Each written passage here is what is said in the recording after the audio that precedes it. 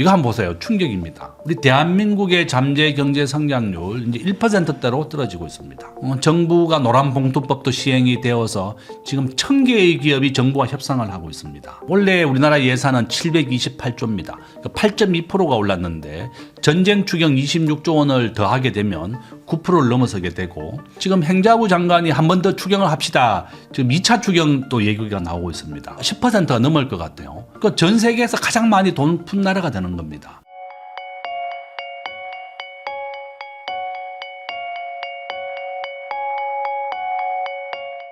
안녕하세요. 부동산 읽어주는 남자입니다. 오늘은 세종대학교 김대중 교수님 모시고 우리나라 경제 상황과 그리고 어떻게 투자를 해야 되는지 이야기 한번 나눠보겠습니다. 교수님 안녕하세요. 예, 안녕하십니까.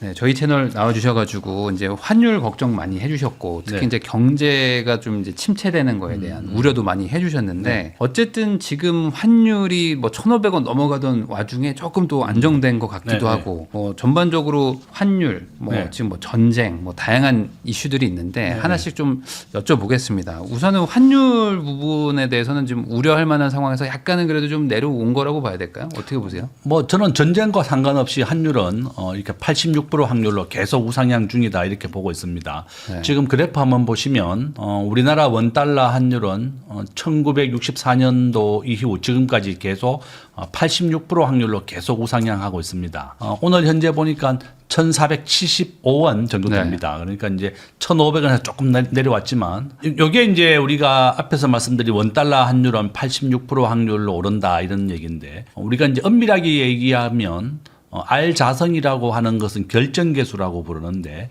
86% 확률로 설명을 할 수 있다 이런 뜻입니다. 그러니까 이제 우리 일반인들은 좀 어려운 용어니까 그냥 86% 확률로 계속 오른다 뭐 이렇게 이해하셔도 좋다 이렇게 보시면 되겠고, 요건 이제 한국은행 홈페이지에서 제가 가져온 겁니다. 네. 지금 보시면 우리가 1997년도 2,000원을 찍었고, 그 아래 보시면 2008년도에 1,600원 찍었습니다. 그러니까 86% 확률로 줄을 끊고, 밑에를 보시면 언제가 또 1,500원을 넘어갈지 우리가 예측할 수 있는데, 보시면 저는 이제 계속 환율은 오르고 있는 것을 볼 수가 있다. 네. 뭐 신현송 총재가 4월 20일 날 취임을 했지만 이렇게 환율은 계속 오르고 있습니다. 그래서 저는 뭐 일시적인 조정은 있지만 장기적으로 환율은 계속 오른다. 이것은 뭐 의심할 바가 없다고 보고 있고, 다행스러운 것은 우리 개인과 기업이 한 1조 달러가 넘는 달러를 가지고 있습니다. 삼성전자와 하이닉스가 올해 500조가 넘는 영업이익을 가져오지만 원화로 바꾸지 않고 달러를 그대로 가지고 있습니다. 지금 현재 미국의 삼성전자와 하이닉스가 계속 공장을 짓고 있습니다. 원래 60조를 투자해서 공장이 드디어 완공이 됩니다. 드디어 삼성이 미국의 공장을 완공한다 이렇게 보시면 되겠고, 지금의 이란 전쟁과 상관없이 환율은 계속 오른다 이렇게 보시면 됩니다. 그러면 이란 전쟁이 오히려 이걸 좀 가속화한다거나 아니면 뭐 반대로 좀 완화되는 어떤 그런 영향을 주는 건가요? 아니면 그건 뭐 별개로 봐야 되는 건가요? 저는 뭐 당연히 이제 이란 전쟁이 우리나라를 에너지를 100% 수입하기 때문에 한국은 큰 영향이 있죠. 그렇지만 이란 전쟁과 상관없이도 환율은 계속 오르고 있다 이것을 보시면 되겠고, 지금 보고 계신 이제 PPT가 우리나라의 GDP가 세계 한 13위 정도 된다 이제 이거를 보여주는 거고, 미국은 한번 보시면 30조 달러입니다. 네. 중국은 20조 달러. 우리나라의 지금 현재 국가 GDP가 9위까지 올랐다가 계속 떨어지고 있습니다. 대한민국의 국가 경쟁력이 계속 하락하고 있다. 이것을 이제 볼 수가 있고, 미국, 중국, 독일, 일본, 한국이 오히려 제조업 강국인데 나머지 국가들은 이제 관광, 금융 이런 걸로 이제 먹고 사는 나라고, 네. 지금 러시아는 이제 11위까지 올라왔습니다. 제가 이제 항상 보여드리는 그래프 중에 이제 하나죠. 이렇게 원화는 전 세계에서 그 누구도 받아주지 않고 이게 순위가 한 35위에서 한 40위 추정만 할 뿐입니다. 이게 20위까지만 발표가 되거든요. 그래서 네. 우리 대한민국은 이렇게 원화를 아무도 받아주지 않는다 이런 걸 보시면 되겠고, 지금 달러가 국제무역에서 결제되는 순위는 한 70% 정도 됩니다. 우리 대한민국의 무역 의존도가 워낙 높기 때문에 그렇죠. 지금 이건 한번 보시면 한국경제신문입니다. 우리 대한민국의 통화량이 전 세계 미국의 2배나 풀었습니다. 이번 달부터 이제 전쟁 추경이라고 해서 우리 국민들이 10만 원에서부터 60만 원 정도 받습니다. 지금 현재 한 6천억 정도가 풀렸다고 오늘 신문에 났고, 3인 가족 기준으로 소득이 월 소득이 800만 원 이하면 다 받습니다. 우리나라 국민 70%가 받고 작년에 우리나라에서 상생기금이라고 해서 한 사람당 25만 원씩 모든 국민에게 다 줬거든요.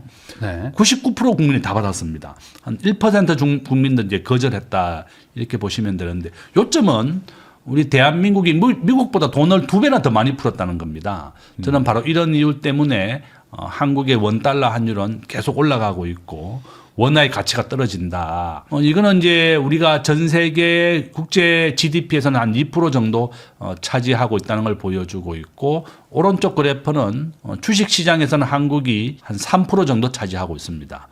미국이 압도적으로 60%를 차지하고 있다. 이렇게 말씀드립니다. 그러니까 전반적으로 어쨌든 원화 가치가 뭐 국제 기준 대비 조금 더 빠르게 떨어지고 있다. 이거는 막을 수는 없는 일이고. 그리고 이제 물가 상승 요인으로 이란 전쟁을 지금 꼽는 분들이 많은데 어쨌든 이렇게 되면은 뭐 환율 쪽은 더 위험해지는 뭐 이런 거라고 봐야 되는 건가요? 뭐 그렇죠. 연관관계를 어떻게 봐야 될까요? 이거 원달러 환율 그래프 한번 보십시오. 저는 이제 매달 한국은행 홈페이지에 들어가서 우리나라 외환보유액 추세를 계속 조사하고 있습니다. 지금 현재 제일 밑에 거 보시면 충격적이죠. 지난달까지 우리나라는 세계 9위의 외환보유고다.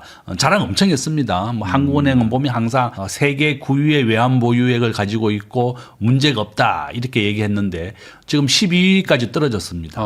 바로 떨어진 거예요? 네, 바로 떨어졌죠. 홍콩 보세요. 4,300억 달러. 홍콩은 도시국가예요. 도시국가보다 우리나라 외환보유고가 더 작습니다. 네. 대만은 6천억 달러를 가지고 있고 인구가 2천만 명 정도밖에 안 됩니다. 이와 같이 대만은 더 많은 외환보유고를 늘리고 있는데 한국은 계속 순위가 떨어지고 있다는 것을 볼 수 있습니다. 3월 말 외환보유액 위에표 한번 보시면 우리나라의 외환보유고는 4,200억 달러고 90%가 미국의 유가정권으로 돼 있고 현금이 예치금입니다. 현금은 200억 달러밖에 없습니다. 우리가 현금이 200억 달러밖에 없기 때문에 미국에 200억 달러씩 매년 10년을 투자하겠다. 현금이 없다는 겁니다. 당장 동원할 돈도 없다 이런 걸 보시면 되겠고 금은 한번 보시면 1%밖에 없습니다. 네. 우리 외환 보유고의 1%만 현재 금으로 가지고 있다 이걸 보시면 되겠고 이거 보시면 지금 현재 스위스, 홍콩 100%가 넘는 외환 보유고를 가지고 있습니다. 대만은 80%, 사우디와 러시아도 지금 외환 보유고를 더 비축을 늘리면서 외환 보유액이 GDP에 사우디가 60%, 러시아가 45%, 한국은 절반도 되지 않습니다. 지금 4,200억 달러를 가지고 있고 23%밖에 안 됩니다. 저는 정말 한국은행이 항상 뭐 외환위기 없다고 했지만 97년도에 똑같은 말을 했지만 이틀 뒤에 우리 국가가 파산을 신청했고 저는 바로 이런 이유 때문에 한국의 외환위기 가능성 계속 살아있다. 저는 30% 가능성으로 한국의 외환위기 가능성이 있기 때문에 우리 국민 스스로가 대비를 해야 됩니다. 또 이렇게 환율이 1,500원 넘으면 또 온 언론이 난리를 날 거다. 저는 지금 일시적으로 조정은 받았지만 장기적으로는 86% 확률로 계속 우상향하고 있기 때문에 우리 국민들은 긴장해야 됩니다. 지금 여기에 BIS가 우리 신현송 한국은행 총재가 근무하다가 나온답니다. 신현송 한국은행 총재는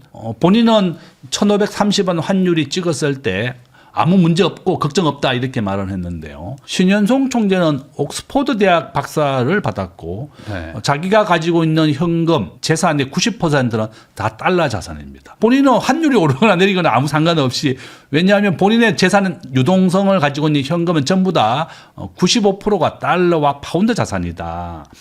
이렇게 말씀을 드립니다.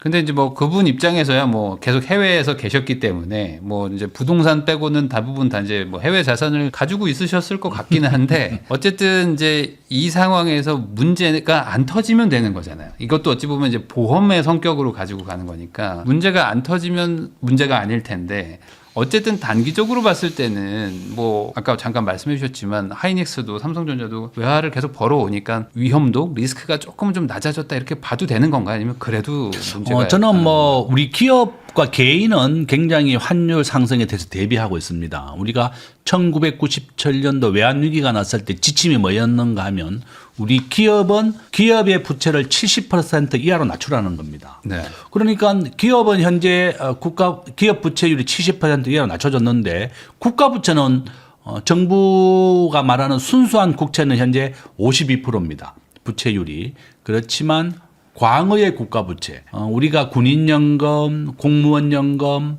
LH 부채 이런 거 다 포함하게 되면 오늘 현재 181%입니다. 지난달에 발표했던 총부채 기업과 국민이 가지고 있는 부채를 포함하면 250%다. 오늘 현재 프랑스가 113%에 되는 부채율을 가지고 대모를 하고 있습니다. 우리가 복지를 줄여서는 안 된다. 지금 프랑스는 그 실업급여 월 1,000만 원까지 줍니다. 그러니까 월 1,000만 원씩 직장을 다니나 안 다니나 최고 실업급여를 1,000만 원씩 주니까 프랑스 사람들이 일을 안 하는 것 같아요. 그래서 이제 지금 프랑스 병이다, 복지병이다 이런 얘기를 하고 있는데 어쨌든 프랑스는 113%의 부채율을 가지고 국민들이 시위를 하고 있는 정도인데 우리나라는 광의의 국가 부채가 180%를 넘어섰습니다. 또한 미국보다 더 많은 돈을 풀었다. 저는 바로 이런 이유 때문에 걱정을 하고 있다 이렇게 말씀드립니다. IMF에서였나 뭐 벨기에와 한국 국가 부채 늘어나는 거 좀 뭐 걱정된다 뭐 이런 거를 뭐 기사를 제가 봤는데 지금 어쨌든 꽤 빠른 속도로 늘어나고 있다. 이거는 뭐 부정할 수 없는 사실인 건가요? 그렇죠. 지금 현재 IMF가 계속 경고하고 있죠. 우리 대한민국이 전 세계에서 가장 빠른 속도로 지금 국가 부채율이 늘어나고 있다는 것을 경고하고 있고 지금 보고 계신 것은 우리나라 외화금 어디에 투자되어 있느냐 이걸 보여주는 건데 보시면 전부 다 미국의 정부 채권이나 회사채에 투자되어 있고 현금은 4% 200억 달러밖에 없다. 이제 이걸 보여주고 있습니다. 이거는 이제 외환 위기에 대한 신호에 대한 그래프인데 일단 우리가 빨간선 밑으로 지금 접점에 와 있습니다. 이렇게 우리가 절대 안심할 수 없는 상황이다. 이제 이걸 보여주고 있는 겁니다. 제가 이제 요약 부분에서 만들어 놨는 걸 한번 더 보여드리면 우리가 이제 금리나 환율은 이렇게 1,500원 뭐 이렇게 됐다는 걸 보여주고 있고 한번 보세요. 우리나라 원달러 환율은 현재 86% 확률로 우상향, 서울의 집값은 90%, 금값은 76% 확률로 오르고 있습니다. 외환 위기 가능성을 저는 30%라고 써놨는데 우리가 2029년에 순수한 국채만 가지고 60%에 도달합니다. 그러니까 2029년이니까 3년 뒤가 되겠다 이렇게 보시면 되겠고 한국은 무역 의존도가 75%입니다. 세계에서 두 번째로 높습니다. 그러니까 전 세계에서 교역을 가장 많이 하는 나라고 무역 의존도가 1위 국가는 독일인데 80%고 지금 원래 적자입니다. 그 정도로 이제 그렇다. 그다음에 이제 세 번째가 미국의 한미 통화 스와프를 거절했습니다. 우리 정부는 계속 해달라고 부탁하는데 트럼프 대통령이 이야기했죠. 아니 원하는 아무도 안 받아주는 걸 내가 받아서 어디 쓰냐 이렇게 하면서 거절했습니다. 한일 통화 스와프 우리 지금 100억 달러만 남아 있습니다. 그 결론은 한미 통화 스와프는 600억 달러, 한일은 700억 달러가 있었는데 지금은 둘 다 없다는 거고 광의의 국가 부채 보세요. 우리가 181%입니다. 우리가 공기업의 부채를 포함한 것이 바로 181%다. 이렇게 보시면 되겠고 요약 3에 보시면 순수한 국채만 가지고 우리나라의 부채율은 60%를 3년 뒤에 도달하게 됩니다. 지금 IMF가 계속 경고하고 있죠. 전 세계에서 가장 빠른 속도로 국가 부채율이 증가하고 있다는 겁니다. 저는 그런 것이 가장 우려다. 그래서 결론은 우리가 한국은행이나 정부가 뭐 외환 위기 없다, 안심하다 이런 얘기를 계속 하는데 환율은 1,530원 이번에 찍었었지 않습니까? 그러니까 우리가 그런 정부의 이야기보다는 우리 스스로가 대비해야 되고 1997년도 우리 국민들이 다 경험을 했습니다. 외환 위기 없다고 했지만 이틀 뒤에 국가가 파산을 신청했었고 저는 정부보다는 우리가 이 데이터나 지표를 믿어야 되겠고 저는 이렇게 절대 안심한 상황은 아니고 스스로가 잘 대비하고 제가 대책 써놨습니다. 자기가 가지고 있는 재산의 한 30%는 미국의 1등 주식을 사라. 또 미국의 S&P 주가 지수를 사라. 가장 좋은 대비책이다. 달러 기반의 자산을 일부는 가지고 있어야만 환율이 올라도 안심이 된다 이렇게 말씀을 드립니다.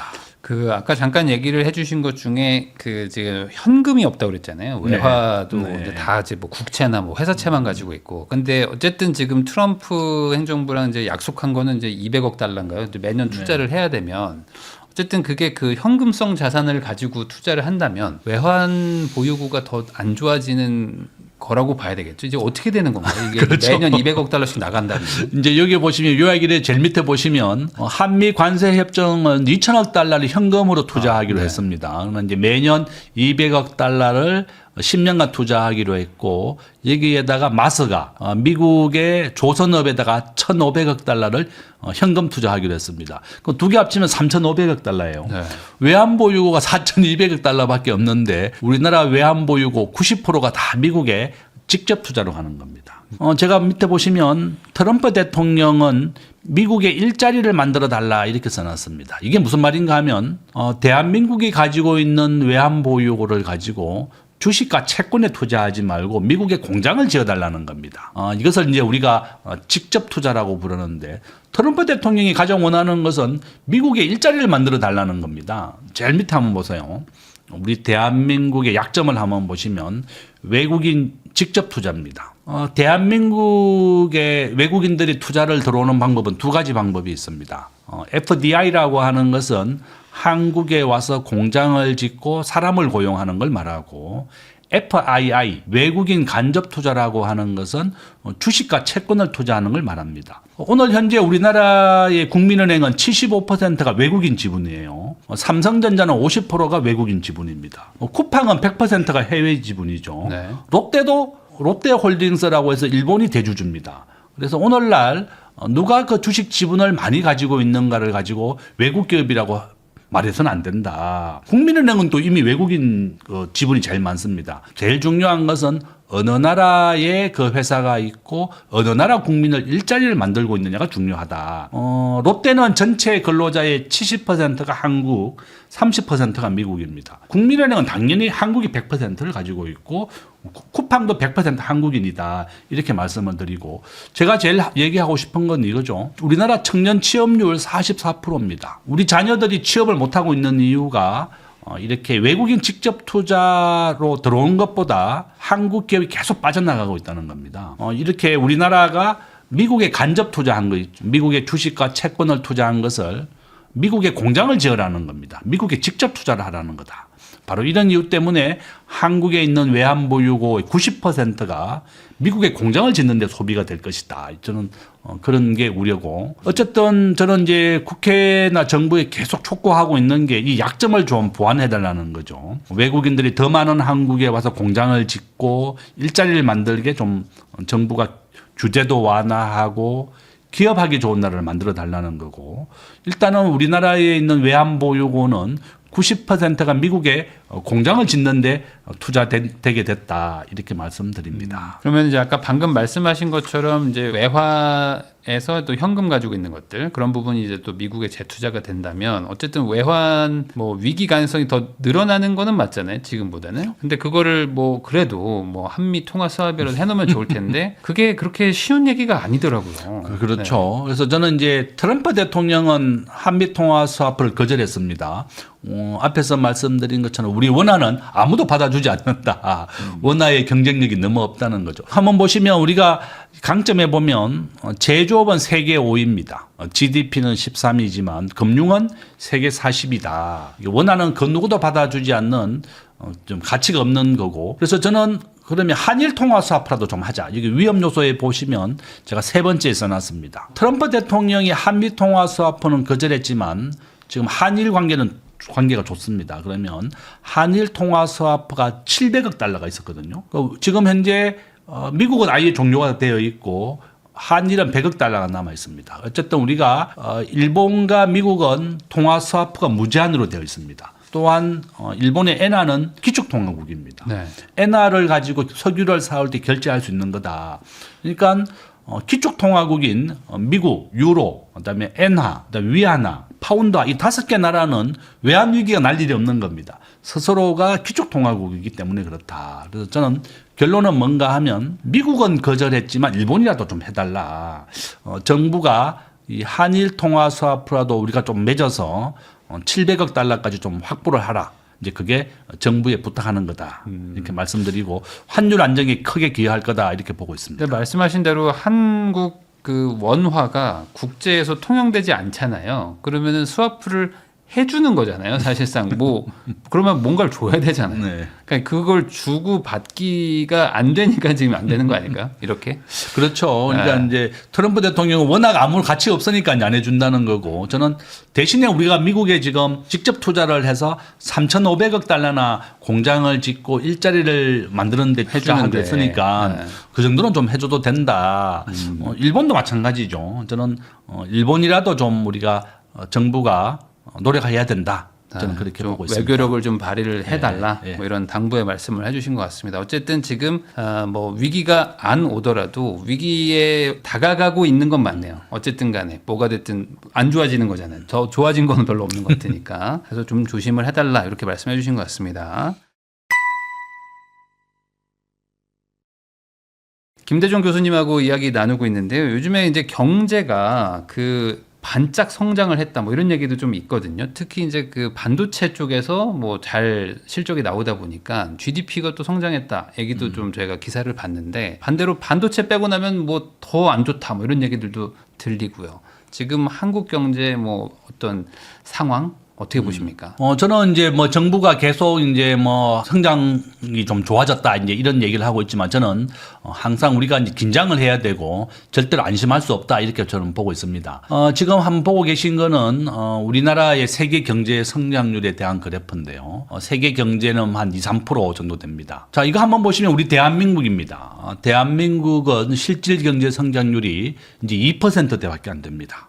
과거에 막 5% 하던 그 시대가 갔다 이렇게 보시면 되겠고 미국이나 일본을 보시면 굉장히 낮죠. G20 국가도 한 3% 정도 됩니다. 이제 전 세계에서 경제 성장률이 가장 빠른 나라가 지금 인도, 또 인도네시아, 중국이고 한국은 2%. 또 1%대다 이렇게 보시면 되겠습니다. 우리나라는 이제 2% 정도로 낮아졌다 이렇게 보시면 되겠고 이거 한번 보세요. 충격입니다. 우리 대한민국의 잠재 경제 성장률 이제 1%대로 떨어지고 있습니다. 앞에서 제가 말씀드린 것처럼 한국은 에너지를 100% 수입하고 대학생 취업률 44%밖에 안 됩니다. 우리 자녀들이 취업할 곳이 없다. 정부가 노란봉투법도 시행이 되어서 지금 1,000개의 기업이 정부와 협상을 하고 있습니다. 거기에다가 삼성전자, 하이닉스 성과급의 15%를 성과급으로 달라 이렇게 얘기하고 있죠. 영업이익이 15%입니다. 한 사람당 한 7억 정도 된다고 해요. 저는 삼성이나 하이닉스 직원들에게 얘기하죠. 본인들이 연봉을 1억이나 2억 정도 받았는데 또 7억이나 더 달라고 하는 겁니다. 저는 반도체를 라인 하나 까는데 한 7조 원 정도 듭니다. 삼성전자가 이 영업이익을 가지고 공장을 짓고 투자를 해서 계속 미래가 밝도록 투자를 해야 되는데 이걸 성과급으로 줘버리면 미래에 대한 투자를 뭘로 할 것이냐. 삼성전자는 잘 아시다시피 4개의 바퀴로 굴러갑니다. 우리가 반도체, 스마트폰, 통신장비, 가전제품입니다. 그래서 반도체는 사이클로 2, 3년 호황이었다가 또 3년간 침체가 되었다가 사이클로 변하거든요. 지금 미국의 데이터 센터를 많이 짓다 보니까 반도체가 호황입니다. 올해 삼성전자 영업이익 300조, 하이닉스 200조입니다. 내년에는 400조까지 늘어난다 그래요. 삼성전자 네. 영업이익 자체가. 그렇지만 나머지 산업은 다 침체다. 지금 현재 유통업, 그다음에 건설업 정말 먹고 살기가 힘들 정도로 어렵고 우리나라 지금 시중원의 연체율이 급증하고 있습니다. 중소기업은 더 어렵습니다. 우리나라 4인 가족 기준으로 연봉이 얼마인가 하면 6천만 원 정도밖에 안 돼요. 4인 가족이면 맞벌이 부부가 돈을 벌어오는 사람들도 연봉이 한 6천만 원 정도가 평균이다 이렇게 보면 삼성이나 하이닉스 반도체 기업에 다니는 근로자가 얼마나 많은 급여를 받고 갔는지 알 수가 있는데 보통 우리가 이제 경영학에서 매출액이 나오고 그다음에 비용이 나오는데 이 비용에 이 급여가 다 들어가 있는 겁니다. 그래서 결론은 영업이익이라고 하는 것은 근로자가 가져가야 되는 것이 아니고 삼성전자의 주주들이 가져가야 되는 겁니다. 그것을 다시 달라고 하는 것은 저는 과도한 욕심이고 지금 반도체를 제외하고 나머지는 매우 어렵다 이렇게 말씀을 드립니다. 그러면은 아까 잠깐 얘기를 해주셨는데 대학생들 뭐 취업률이 뭐 44%이 정도라면은 사실 이게 낮은 거잖아요. 뭐 어쨌든 지금 사회에 나가서 돈을 벌어야지 뭐 사회에 안착을 할 텐데 돈 벌 방법이 없다라고도 볼 수 있는데 이게 뭐 다른 나라들도 뭐 심각하지만 이거 절대 뭐 간과할 수 없는 수치인데 이게 어떤 구조적인 문제라고 보시는 건가요? 그렇죠. 저는 이제 항상 이제 주장하는 게 이거죠. 노동 생산성을 올리자. 대한민국 한번 보세요. 미국의 절반 정도밖에 안 됩니다. 우리가 근무 시간 중에 굉장히 열심히 일하는 것 같지만 전 세계에서 가장 낮은 나라다. 우리가 몰입해서 일하고 집중해서 일하지 않기 때문에 그렇다. 이렇게 볼 수가 있고요. 지금 보시면 OECD 국가의 노동 생산성 우리가 꼴찌입니다. 거의. 한국보다 노동 생산성이 낮은 나라는 멕시코와 칠레밖에 없다. 이렇게 볼 수가 있습니다. 미국은 근무 시간 중에 사적인 전화만 해도 해고시킵니다. 정말 집중해서 일을 합니다. 저는 이제 이렇게 우리가 집중해서 일해야 될 것이다. 저는 그렇게 보고 있고요. 저는 우리가 어떻게 해야만 살아남느냐. 이제 제가 이제 요거 써놨습니다. 우리나라가 생존 전략은 뭐냐? 노동 생산성이 38개국 중에 우리가 34위고요. 몰입하고 집중해야 우리가 이제 생산성을 올릴 수가 있다. 이렇게 보고 있고. 미국은 작년에 공무원들 11만 명 해고했습니다. 미국은 개인적인 전화만 해도 해고시킬 근거가 된다. 이렇게 저는 보고 있고. 여기에 보면 개인 한국의 1% 부자가 되려면 순자산 30억, 대출 빼고 30억이고 평균은 한 55억 정도 됩니다. 우리가 1% 부자가 되는 방법은 월급을 모아서 주식이나 창업을 해서도 1%가 부자가 됩니다. 제가 제일 밑에 이제 우리 자녀가 부자가 되도록 가르치자 제가 써놨습니다. 바로 유대인의 티쿤 올람 사상이다 이렇게 써놨습니다. 자, 이 밑에 보시죠. 자, 약점을 한번 보시면 제가 우리나라 대학생 취업률 44%라 그랬습니다. 우리가 3고 시대입니다. 고임금, 고물가, 고환율에 이제 왔고 노란봉투법, 강력한 노조. 외국인들이 한국에 투자를 안 하고 계속 줄어드는 가장 큰 이유가 이 강력한 노조 때문에 그렇습니다. 삼성전자와 하이닉스도 이 노조가 지금 현대자동차는 영업이익의 30%를 내놔라 이렇게 얘기하고 있고 삼성전자는 15%, 하이닉스는 10%를 주겠다고 약속을 이미 해버렸습니다. 잘 아시다시피 SK 하이닉스는 97년도 기업이 망할 때 국가 세금으로 살려준 기업입니다. 그렇다면 하이닉스가 국가 세금부터 먼저 갚아야 된다. 저는 그렇게 주장하고 있는데 자기들 성과급으로 가져가겠다는 겁니다. 기업이 어려울 때는 국가 세금으로 살려주었고 또 삼성도 마찬가지입니다. 이와 같이 기업이 어려울 때는 근로자가 돈을 토해 넣지도 않을 거면서 저는 너무 과도하다고 보고 있고 저는 우리 청년 취업률을 올리기 위해서는 이 4차 산업혁명에 대해서 네거티브 제도, 우리가 불법이 아니면 모든 것을 허용하는 게 네거티브 제도입니다. 저는 한국이 우버 같은 신산업만 허용해도 한 50만 개 일자리가 생길 거라고 봅니다. 노동정책에 있어서도 노조가 좀 균형이 맞는 정책, 기업과 회사가 서로 균형을 좀 맞춰야 되는데 지금 너무 좀 친노동적인 정책이다. 지금 외국인들이 한국의 투자를 계속 줄이고 있고 끓이고 있다. 저는 국회에 부탁하는 거죠. 법인세 세계 평균은 21%예요. 세계 평균 정도로만 좀 해달라. 노동정책, 법인세 전부 다 세계 평균 정도로만 한다면 저는 훨씬 우리 기업하기 좋은 환경이 되고 청년 일자리도 많이 생길 것이다. 지금 아일랜드가 법인세가 12%고 싱가포르는 17%입니다. 전 세계가 일자리를 만드는데 더 주력을 하고 있는데 우리나라는 법인세를 올리고 세금을 많이 올려서 재정을 확대하는 정책이 지금 늘리고 있는 것이 저는 가장 큰 우려다. 그래서 결론은 국회와 정부에 제가 부탁을 드립니다. 세계 평균 정도로만 좀 기업하기 좋은 나라를 만들어 주십시오. 이렇게 말씀드립니다. 말씀하신 것처럼 지금 뭐 물가도 높고 또 뭐 금리도 뭐 절대 낮은 편이 아닌데 또 근데 또 경기는 또 경기대로 또 안 좋고 그러니까 약간 좀 삼중고의 상황인데 이게 어쨌든 구조적으로 좀 뭐랄까 아까 말씀하셨던 결국에 일자리가 생겨야 뭐 돈을 벌어오고 돈을 벌어와야 뭐 복지도 하고 분배도 할 텐데 그 일자리 생기는 게 너무 어렵다라는 거잖아요 구조적으로. 근데 이게 그러면 쉽게 바뀌냐 이겁니다. 어찌 보면은 아까 처음에 이제 프랑스 얘기도 해주신 것처럼 한 번 뭐 예를 들어 조금 이렇게 여유 있게 시작했는데 다시 한번 허리띠를 졸라매는 게 이게 허리띠가 안 맞잖아요. 다시 살이 쪘는데 이걸 어떻게 하냐 이겁니다. 그리고 여기다가 이제 선거까지 있고 항상 또 이제 선거도 고려한다 보면은 고생합시다라고 하면 표를 잃기 때문에 이 어찌 보면 이게 좀 약간 악순환의 고리에 들어간 건가라는 생각도 좀 들고요. 뭐 이거 어떻게 생각하세요? 저는 이제 국회에 부탁하는 게 우리가 이제 세계 평균 정도로만 좀 일자리 정책이나 경제 정책을 하자. 경제 정책은 항상 장점이 있으면 단점이 있는 겁니다. 우리가 이제 이번에 26조 원을 정부가 돈을 풀죠. 돈을 풀어서 이제 경제를 살리겠다고 합니다. 요약일을 한번 보시면 정부의 확대 재정이죠. 원래 우리나라 예산은 728조입니다. 8.2%가 올랐는데 전쟁 추경 26조 원을 더하게 되면 9%를 넘어서게 되고 지금 행자부 장관이 한 번 더 추경을 합시다. 지금 2차 추경 또 얘기가 나오고 있습니다. 지금 뭐 10%가 넘을 것 같아요. 전 세계에서 가장 많이 돈 푼 나라가 되는 겁니다.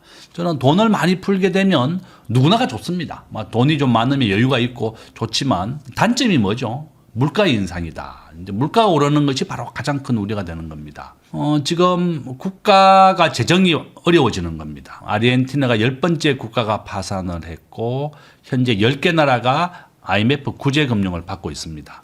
저는 이제 요것도 제가 한번 보여드리면 요겁니다. 우리 경제학자들은 물가가 오르는 이유를 시중에 돈이 많기 때문에 그렇다. 이 통화량을 증가라고 부릅니다.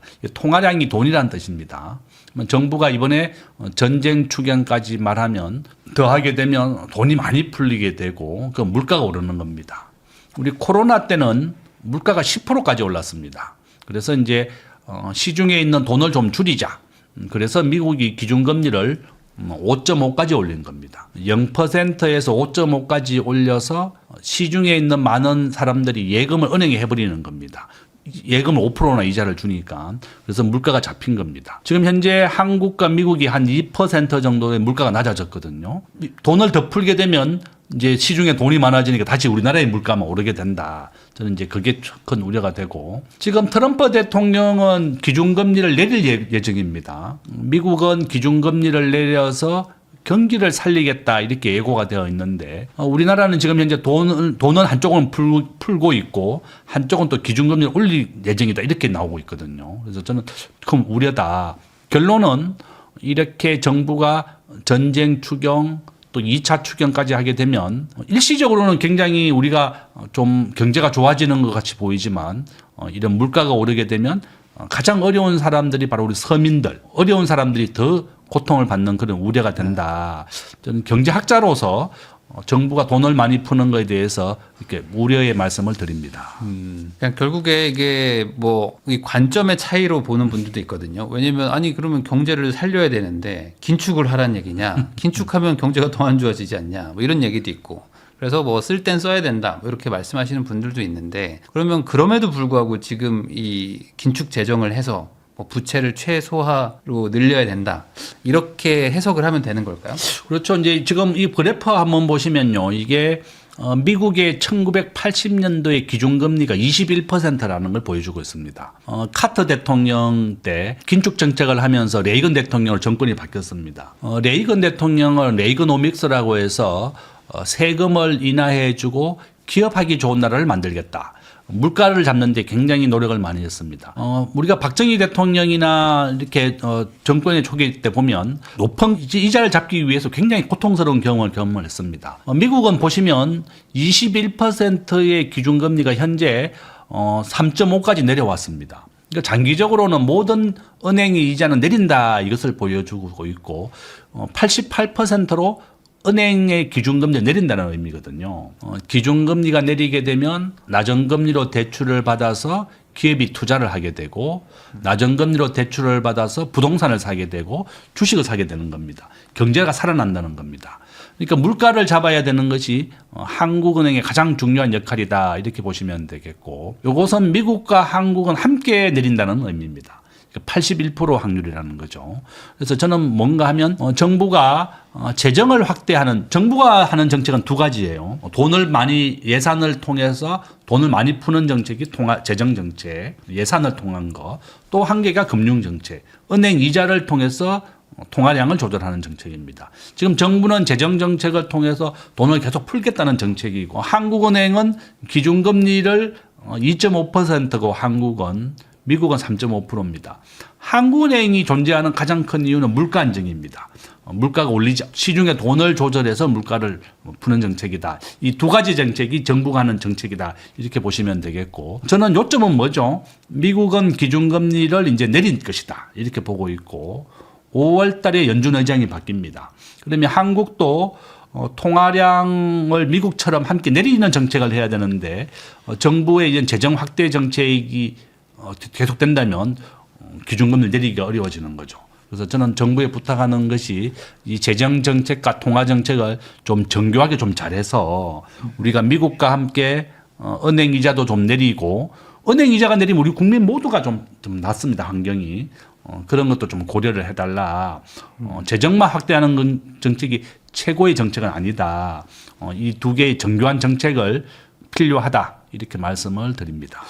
결국에 이제 재정을 늘려서 그거를 이제 미래 먹거리를 찾을 수 있는 쪽에다가 돈을 이제 선별해서 투자할 수 있으면 재정 정책에 효과가 있을 것 같긴 한데, 반대로 이제 금융 정책으로 금리를 낮춰버리면 막 불특정 다수로 돈이 막 가니까, 지금 뭐 한은도 그렇고 정부도 그렇고 금리 얘기를 할 때, 금리 동결할 때 부동산 얘기를 빼지 않고 막 하거든요. 그러니까 결국에 이제 금리 낮추면 부동산 올라가니까 금리는 못 하겠고, 재정을 풀어서 선별적으로 치료하겠다.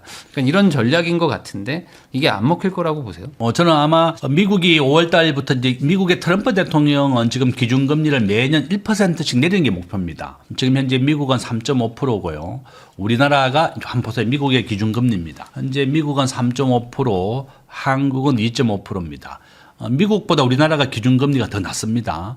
미국의 은행에 예금하면 이자를 더 많이 준다는 겁니다. 그러니까 우리가 미국보다 더 높은 이자를 원래 더 높은 유지했었는데 지금은 반대다. 저는 아마 트럼프 대통령은 미국의 제조업을 세계 1등으로 만드는 게 목표입니다. 미국의 경제를 부활시키겠다. 그래서 기준금리를 내릴 것이다. 저는 그렇게 보고 있고, 어쨌든 미국이 기준금리를 내리게 되면 한국도 동반해서 내려야 되는데, 미국과 우리가 기준금리를 인하해서 경제를 살리는 방향이 좀 더 필요하다. 재정을 좀 계속 1차 추경, 2차 추경 재정을 확대하는 것도 좀 신중하게 고려해달라.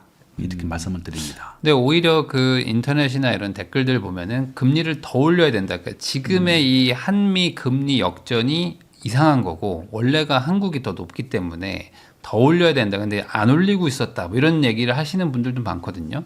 그러니까 더 금리가 올라가면 어떤 일이 일어나는 건가요? 이게 지금 오히려 약간 인하를 할 수밖에 없다고 얘기를 하시는 것 같아서. 제가 이제 이걸 한번 보여드리겠습니다.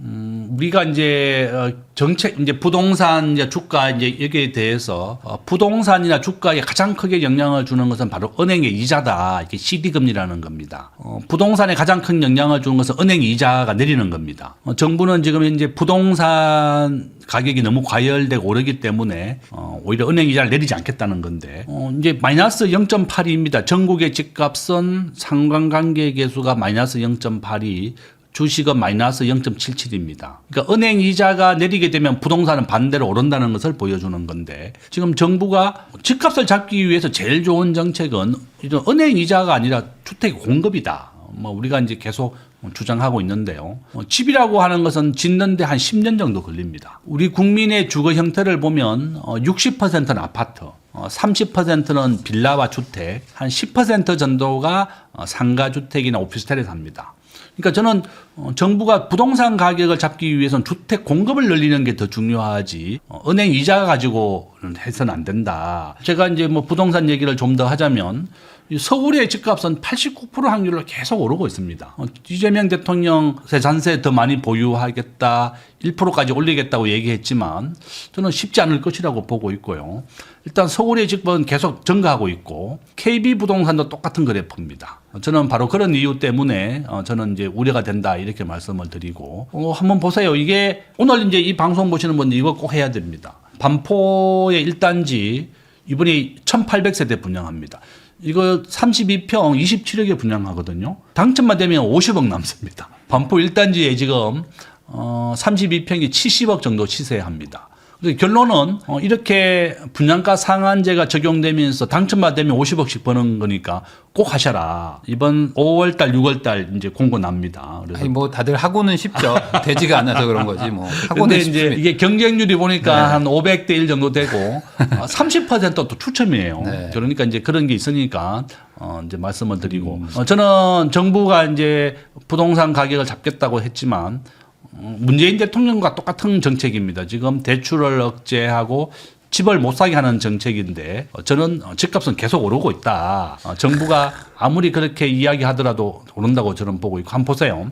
전국의 아파트 공급량이 90%나 급감을 했고 지금 서울도 올해가 8천, 내년에 7천 세대입니다. 집은 꾸준하게 정부가 공급을 발표하고 지어야만 이제 5년 뒤에 입주할 집이 있는데 정부가 중대재해법 여러 가지 규제로 공급에 대해서만 좀 줄이다 보니까 더 오를 것만 남았다.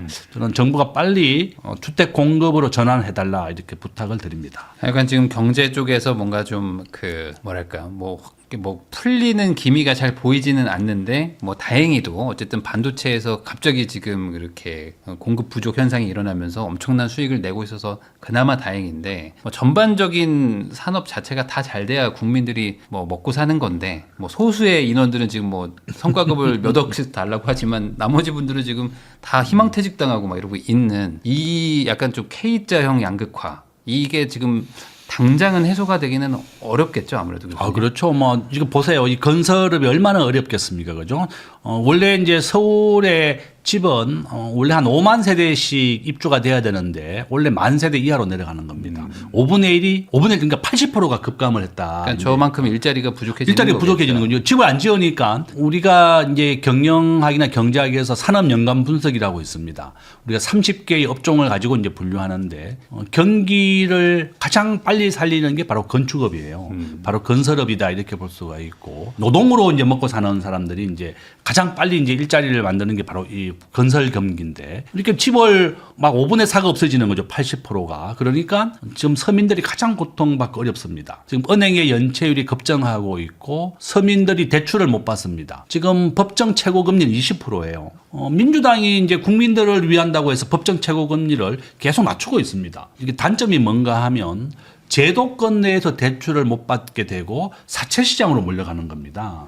저는 집권 여당이 지금 현재 국회도 다수를 차지하고 있기 때문에 입법도 마음대로 하고 있습니다. 저는 정부가 국회가 이런 4차 산업혁명 빨리 좀 허용해라. 근데 그런 건 안 하고 법정 최고금리를 연 30%에서 25%, 20% 낮추게 되니까 우리나라와의 과거에 와 있던 일본계 뭐 사나머니, 러시캐시 이런 거 다 없어지고 전부 다 국민들이 카드론이 한 20% 정도 되고 차대출도 20%입니다. 여기에서 못 받으면 이제 사채 시장으로 가게 되고 사채 금리는 연 100%에서 16,000% 정말 살인적인 금리입니다. 이렇게 몰려가고 있는 겁니다. 지금 은행의 연체율이 증가하고 있고 차대출이 급증하고 있습니다. 저는 바로 이런 것이 바로 우려다. 정부에 부탁하는 것은 모든 경제정책은 장점이 있으면 단점이 있습니다. 그래서 대출 시장도 시장 경제에 좀 맡겨서 수요와 공급에 의해서 결정되게 해야 되는데 서민을 돕겠다고 20% 낮추니까 이런 부작용이 나온다는 겁니다. 이렇게 말씀을 드립니다. 세종대학교 김대중 교수님하고 이야기 나누고 있는데요. 최근에 다시 또 삼성전자랑 하이닉스가 좀 막 불꽃을 막 뿜고 있는데 최근 한 달 뭐 정말 뭐 아주 난리였습니다. 막 빠질 때는 17만 원까지 빠지고 올라갈 때는 또 다시 또 22만 원, 23만 원 막 돌파하는 정말 롤러코스터를 타고 있는데 과거에 또 채널 나와주셔가지고 이제 1등 회사를 사라 그러면 결국 돈 번다라고 해주신 게 또 지나고 나서 보니 또 약간 맞아가고 있는데 지금도 여전히 그렇게 해야 될까요? 아유, 그럼요. 저는 뭐 확신합니다. 저는 이제 글로벌 시가총액 비중을 항상 보여드리죠. 미국이 60%를 차지하고 있고 한국 지금 3%까지 왔습니다. 네. 지금 우리나라가 지금 1.6에서 3%까지 왔고 요거 이제 꼭 찾아보세요. 1조 자산가에 된 개인의 투자법입니다.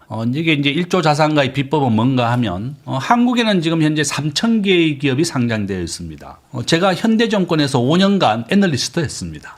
우리나라의 전체 거시 경제를 분석하고 개별 종목까지 분석하고 또 브로커리지 우리가 증권회사에서 주식을 매매하는 일도 했습니다. 그래서 저는 뭐 그 누구보다 증권회사 5년이나 있었기 때문에 잘 알고 있고, 그 이후로 계속 이제 뭐 주식 투자도 좀 하고 있지만, 저는 이제 결론은 뭔가 하면, 한국에는 삼성전자 하나, 그죠? 삼성전자. 그 다음에 미국에는 엔비디아라는 회사입니다. 한번 보세요. 엔비디아 5조 달러 넘었습니다.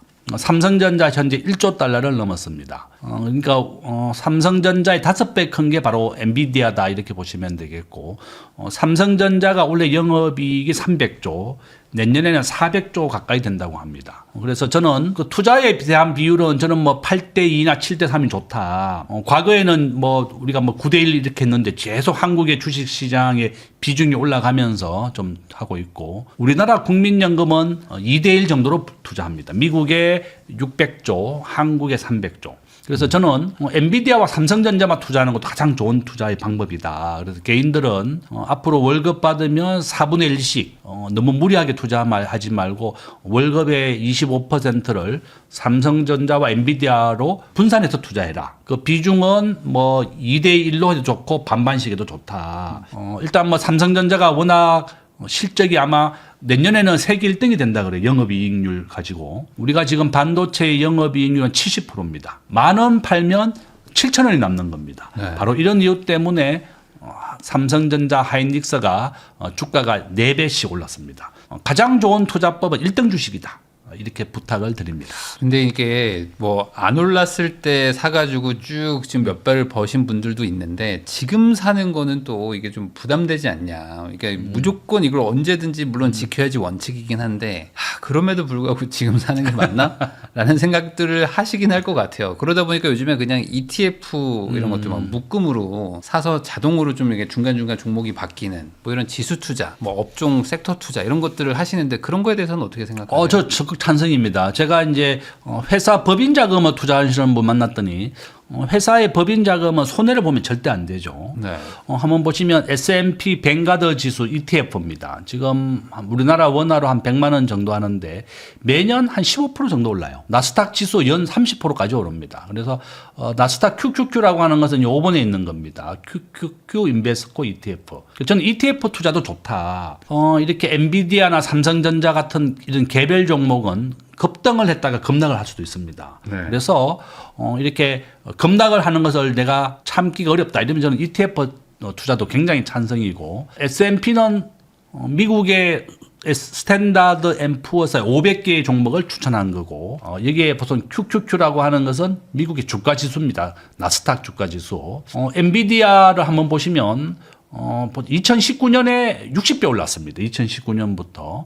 삼성전자는 3배 정도 올랐죠. 2024년 불과 2년 만에 한 3배 정도 올랐다. 그죠? 346%. 엔비디아는 보면 6,000%입니다. 그죠? 그러니까 약 한 60배 가까이 올랐다. 이렇게 볼 수가 있고. 저는 항상 1등에 하는 것이 가장 안전하다.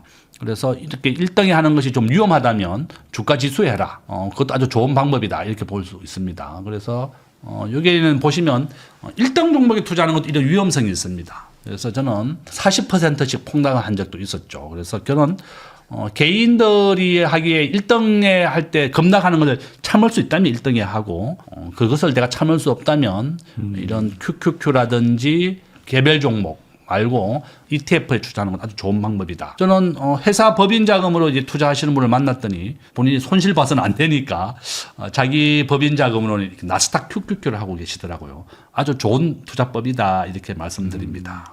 아까 뭐 한국의 뭐 국채 비율도 지금 계속 막 늘어나고 있고 이제 부채 비율이 늘어나고 그리고 이제 뭐 통화량이 많이 늘어난다고 얘기를 해주셨는데 그게 뭐 나중에 뭐 이제 세대 부담을 주거나 뭐 이런 부작용은 있겠지만 자산 시장만 보면 어쨌든 단기적으로 통화량이 많이 늘어나니까 투자하기는 좋은 시절 아니냐 이런 생각도 좀 드는데 요즘 이제 그 코스피 지수가 뭐 6천을 다시 또 돌파해서 막 가고 네. 있잖아요. 뭐 주식 시장만 보면 좋다고 봐야 될까요? 어떻게 보세요? 저는 이제 제가 한번 하나 또 말씀드리면 주가라고 하는 것은 경기의 6개월 선행 지수입니다. 한번 보세요. 실물 자산과 안전 자산 써놨습니다. 주가라고 하는 것은 우리가 경기를 6개월 앞서서 보여주는 겁니다. 그래서 삼성전자의 실적을 6개월간 선반영해서 보여준다 이렇게 보시면 되겠고, 부동산은 경기 동행지수입니다. 경기와 함께 간다 이렇게 보시면 되겠습니다. 그래서 이제 우리가 경기 동행지수, 경기 후행지수, 경기 선행지수 이 세 가지로 분류하는데 주식은 바로 경기의 선행지수다. 올 하반기에 보니까 어제 좀 특이한 보고서가 하나 나왔는데 하반기로 갈수록 하이닉스 주가가 떨어질 것이다. 이렇게 보고서가 하나 나왔어요. 네. 지금 하이닉스가 판매하는 반도체 가격이 좀 내려가고 있다. 뭐 이런 보고서였는데 결론은 삼성전자나 하이닉스의 주가가 갑자기 급락을 한다. 이렇게 하는 것은 6개월 뒤에 삼성전자의 실적이 하락하는 것을 예고한 겁니다. 갑자기 삼성전자 지금은 좋은데 주가가 갑자기 확 떨어졌다. 이런 것은 6개월 뒤에 삼성전자의 실적이 어려워진다는 겁니다.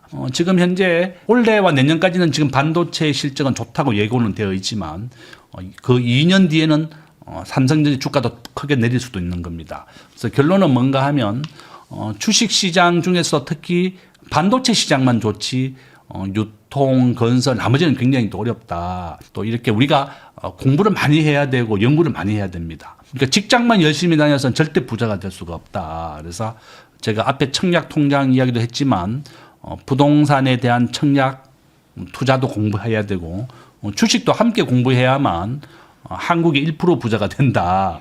이렇게 말씀을 드립니다. 주식 쪽은 어쨌든 지금 분위기는 그러면 좀 좋게 보시기는 하는 거죠, 어쨌든. 지금 저는 지금은 주식 올해와 내년까지는 반도체 실적이 한 워낙 좋으니까 원래 500조까지 난다고 하니까 저는 굉장히 긍정적이다. 거의 한 3, 4년치를 1년 만에 버는 수준으로 지금 벌고 있으니 그렇죠. 이게 지금 어쨌든 맞습니다. 주가에는 많은 영향을 줄 것 같은데 이게 또 주식과 이 부동산도 어쨌든 상관계수가 좀 있지 않습니까? 그러니까 주가가 올라가면 부동산은 어떻게 되는 거냐 이것도 좀 궁금해하실 것도 같거든요. 제가 이제 정권회사에 5년 정도 있었는데요. 제가 이제 아까 보여줬던 이 그래프를 표를 한번 더 보여드리도록 하겠습니다. 부동산과 주가는 함께 가더라는 겁니다. 네. 우리가 주식으로 번 돈을 이제 부동산에 다시 안정적으로 이제 바꾼다는 겁니다.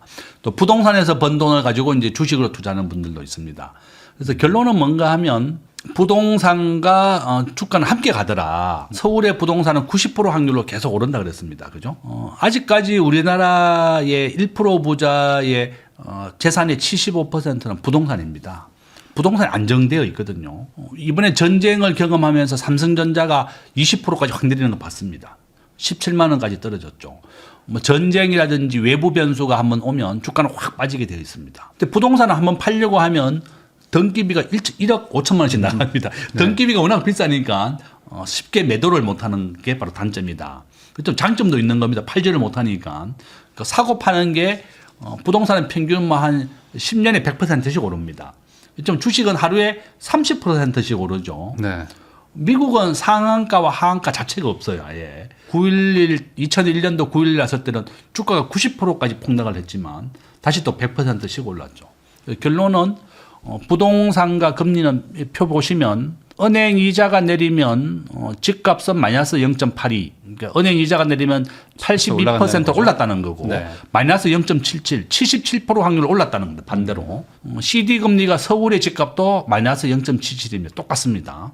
이와 같이 은행 이자가 부동산과 주가에 가장 중요한 역할을 하더라 이렇게 말씀을 드립니다. 그러면 요즘에 가장 부동산 판에서 이슈가 되는 게 이제 세금인데 이제 증세죠. 증세인데 이제 다주택뿐만 아니라 이제 1주택자도 뭐 비거주 1주택자들 소위 말하는 이제 전세 끼고 집을 사놓은 분들도 세금이 좀 올라가는 어떤 느낌인데 이런 그 증세 분위기로 가게 되면은 집값을 좀 안정화시킬 수가 있나요? 어떻게 보세요? 저는 정부 정책보다는 집값이 더 오를 것이다 이렇게 봅니다. 제가 이제 조금 전에 서울의 집값은 89% 확률로 계속 오르더라 이제 이렇게 보여드렸습니다.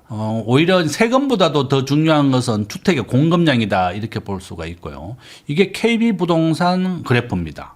일시적으로 조정은 받았습니다. 그렇지만 장기적으로 집값은 계속 상승하더라는 걸 보여주고 있고 이게 보면 은행 이자가 7% 이하가 되면 자산 가치는 올라가게 되어 있습니다. 저는 그렇게 말씀드리고 결론은 뭔가 하면 집값이라고 하는 것은 장기적으로 계속 오른다는 겁니다. 보시면 지금 서울의 평균 집값 14억입니다. 저는 바로 그런 이유라고 저는 보고 있고 서울에 자기 집을 가진 사람은 55%밖에 안 됩니다. 저는 서울에 지금 현재 단독 세대주 전국에 지금 단독 세대주 혼자 사는 사람이 42%예요. 절반 가까이 됩니다. 네. 거기에다가 우리가 평균 연령이 90세로 늘어났고 한국의 외국인이 현재 280만 명 와 있습니다. 우리 학자들은 앞으로 외국인들을 750만 명, 전체 인구의 한 15%까지 받아들여야 된다고 보고 있거든요. 네. 바로 이런 이유 때문에 수도권에 집이 부족하다는 겁니다. 저는 정부가 세금 정책으로 강화를 했지만 저는 집값은 더 오를 것이다. 저는 보세요. 문재인 대통령, 노무현 대통령 때 세금을 올리고 대출을 안 해주는 정책을 했지만 결국에는 집값은 올랐습니다. 100%. 이재명 대통령도 공급을 늘려야만 집값을 잡을 수 있다. 저는 정부에 부탁하는 게 꾸준하게 좀 주택 공급을 발표해라. 이명박 대통령 현대건설 회장 출신입니다. 서울의 그린벨트에다 집을 지으면서 집값을 잡았다. 그래서 저는 이재명 대통령도 그린벨트라도 풀어서라도 주택 공급을 발표한다면 집값을 잡을 것이다. 공급을 늘리는 것이 가장 좋다. 이렇게 봅니다. 근데 지금 현 정부는 어쨌든 뭐 공공임대와 그리고 공공분양 위주로 그래서 이제 국유지나 뭐 공공기관이 가지고 있는 땅들 위주로 개발을 하는데 다만 이제 민간 쪽에서는 뭔가 그렇게까지 뭐 메리트를 주어가면서까지는 안 하고 있고 뭐 규제들도 아직 좀 살아 있습니다. 그러니까 소위 말하는 이제 공공이 주도해서 공급하겠다라고 발표를 벌써 2번 했는데 잘 안 되고 있어요. 이거에 대해서 좀 어떻게 생각하십니까? 어쨌든 공급을 하긴 해야 되는데. 저는 이제 정부가 주도하겠다는 것은 잘못된 겁니다. 정부 정책은 항상 일관성과 예측 가능성이 제일 중요합니다. 문재인 대통령 때 우리 국민들의 이제 전세나 월세에 대해서 민간이 한 80% 임대 시장을 차지했거든요. 그래서 제가 아시는 분, 이제 임대 사업 하시는 분, 집을 한 20개 정도 빌라 같은 걸 사가지고 아파트도 마찬가지고 매입을 해서 임대를 해서 임대 사업자를 했는데 정부가 일시적으로 임대 사업자를 폐지해 버렸죠. 네. 아파트 막 10개 있는 거 다 팔아버리고 막 종부세를 막 종부세 폭탄이었습니다. 그러니까 정부 정책이 일관성도 없고 예측 가능성이 없다 보니까 임대 사업자 하기도 이제 무서운 거예요. 그래서 저는 정부가 지금 현재 임대 시장이라든지 전세 시장에 정부가 주도하겠다고 하는 것은 잘못된 겁니다. 저는 굉장히 우려를 하고 있습니다. 우리가 알고 있는 베네수엘라 있죠. 베네수엘라가 왜 이렇게 어려워지고 나라가 파산했는가 하면 정부 주도의 경제 정책이었습니다. 우리가 지금 현재 만약에 이제 월세 시장이 한 100만 원이었다 이러면 시장 경제에 맡겨 가지고 수요와 공급에 의해서 가격이 결정돼야 되는데 정부가 이런 공공 시장의 그 가격에 월세가 만약에 100만 원이었다면 이것을 20만 원에 공급해 버린 겁니다. 20만 원만 받고 80% 받지 마 이러니까 민간 시장의 공급이 크게 감축한 겁니다. 우리가 경제학에서 전쟁 다음으로 도시를 파괴하는 것은 임대시장의 규제다 이런 말이 있습니다. 주택시장을 만약에 규제하게 되면 전세나 월세 도배라든지 집 고치 달라는 거 보니까 집주인이 안 해주고 이제 세입자 보고 하라 그럽니다. 최근에 저도 이제 아시는 분 이제 전세 월세 계약 하나 있는데 그게 보니까 떴더라고요. 앞으로 집 수리비는 세입자가 한다. 네. 이제 집주인이 안 해준다는 겁니다. 그래서 이와 같이 도시를 파괴하는 가장 큰 것이 전쟁 다음으로 부동산의 규제라는 겁니다. 이와 같이 저는 정부가 임대 시장을 정부가 하겠다고 하는 것은 굉장히 위험하고 민간의 영역에 좀 맡겨라. 이 80%는 민간이 좀 도와줘야지 이게 되는 거지. 지금도 전체 임대 시장의 80%는 민간이 하고 있습니다. 저는 이렇게 부탁을 드립니다. 그래서 어쨌든 이 부동산도 문제고 사실 뭐 이게 반대로 생각하면은 부동산으로 갈 돈들이 지금은 좀 주식으로 가고 있어서 그나마 좀 이 정도인 것 같기도 한데 공급이 좀 너무 없고 역대적으로 지금 이렇게까지 정말 역대급 최저인데 내년은 더 없거든요. 내후년도 없고. 근데 이 상황에서 정말 아까 말씀하신 상관계수대로 주식으로 이제 어느 정도 돈 버신 분들이 집을 사러 온다 그러면 어떤 일이 펼쳐지려는 건지 참 저도 좀 걱정은 되는데 당장은 그러면은 이 방향대로 가면은 좀 해결되기는 조금 어렵다. 뭐 이렇게 보시는 거네요. 그렇죠. 제가 이제 앞에서 보여드린 것처럼 굉장히 우려가 되고 있고 지금 현재 요거죠. 지금 서울의 아파트 평균 매매대가 14억을 넘어섰고요. 네. 지금 현재 이재명 대통령, 문재인 대통령 때 100% 오른 것 같이 그런 추세로 가고 있다. 저는 그렇게 보고 있고 지금 현재 서울의 주택 원래 한 5만 세대에서 지금 만 세대 위로 내려가고 있습니다. 전국 집값 다 마찬가지입니다. 그죠? 지금 현재 올해 이제 15만, 2028년 또 3만 세대 90% 줄었습니다. 서울에 올해 8천 세대, 내년에 7천 세대입니다. 저는 자가 보유를 우리 수도권에 55%밖에 안 됩니다. 또 같은 서울 내에도 이렇게 7배나 차이 나고 있습니다. 저는 정부가 꾸준하게 주택을 공급하고 발표를 해야 된다. 지금 정부가 공릉동에 CC 이제 태릉 골프장 CC. 한다고 했는데 그게 5년 뒤에 착공입니다.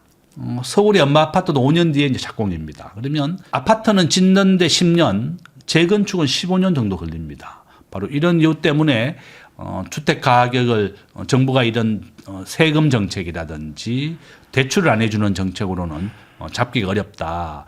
제발 좀 꾸준하게 공급을 확대하는 정책을 좀 펼쳐달라 이렇게 부탁을 드립니다.